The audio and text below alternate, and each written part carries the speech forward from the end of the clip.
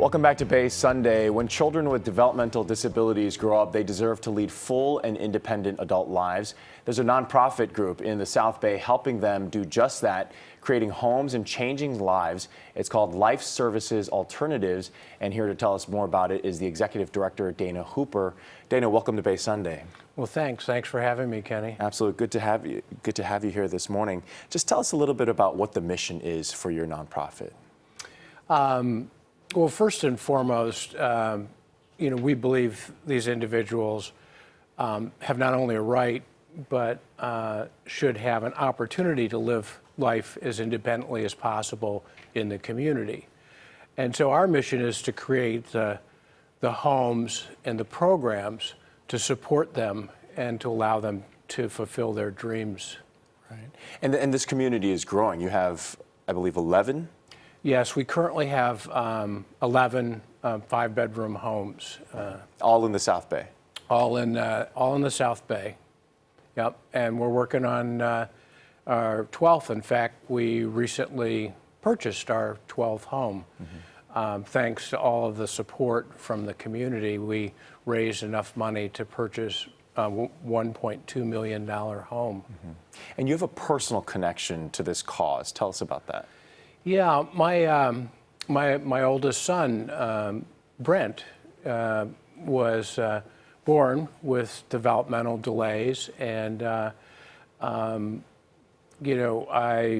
of course, have always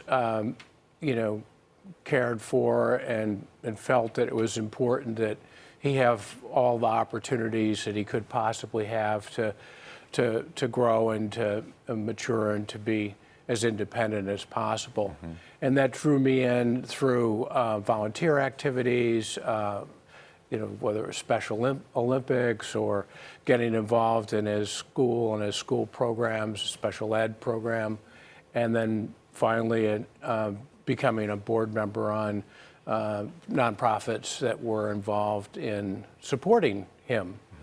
And then this led to me actually jumping in as executive director of LSA, mm-hmm. which gave me the chance to make a personal and direct difference, not just for his life, but for the lives of all of the other Brents that are out there needing the same opportunity. Sure. What's the biggest challenge for you as a parent, and what's the biggest challenge for those young adults who are trying to make that transition? Well, it's a couple things, but at the end of the day, parents are the caregiver, mm-hmm. And for 80% of the individuals, adults with disabilities, they still live at home.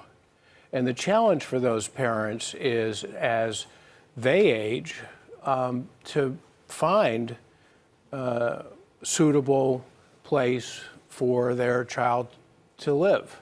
And not just to live, to be cared for and supported, because they worry about what will happen when they're not there, either to provide that care or to indirectly to make sure that the care is provided. Mm-hmm. What about the challenge for some of the young adults who are in these community homes? It must help that they're with some of their peers, kind of going through that struggle together. It's not the right model for everybody, mm-hmm. But what I find is that for individuals who want to be in an environment,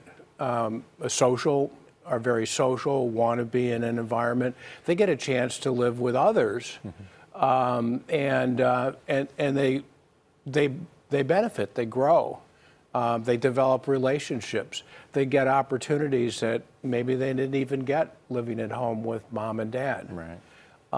And so it's so much fun to see them blossom. Mm-hmm. Describe what the homes are like, because you mentioned the 11 that are in the South Bay. When you enter, what is it like? Describe the facility and how everyone interacts there. So, when I bring a parent in, to see what one of these homes look like, the first thing I say is, "Oh, this is amazing. This is a beautiful home. It's a great neighborhood," and we believe that and every individual should have their own bedroom. So they're 5-bedroom homes. And so the facilities are impressive. But what I always love to hear is, as they say, that everyone seems so happy. Right. The staff smiles, and they love what they do, and the individuals that they're supporting are very, very much expressive of their enjoyment. So it's really a home. It's not just a house, right, if you know what I mean, not just a facility.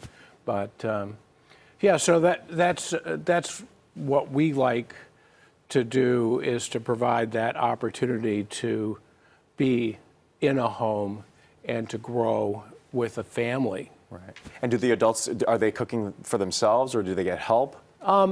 It varies. It depends on where they are. In one of our homes, our Cypress home, which was specifically for young adult males' first living experience out of their homes, they have learned to plan menus, to shop, to take turns cooking, to clean up, all of those basic things that they may or may not have learned at home.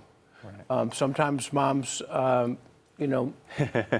don't relinquish those roles. Yeah, absolutely. And in others, they in fact may be fed by tube. And so, the staff is totally preparing their meals. So it all depends on where they are. We like to think it's personalized and for the individual. Dana, thank you so much for joining us here this morning, and for all the work that you're doing in the South Bay. Well, and thank you for this. It was enjoyable. Absolutely. Thank you so much. For more information about Life Services Alternatives, you can go to their website. It's lsahomes.org.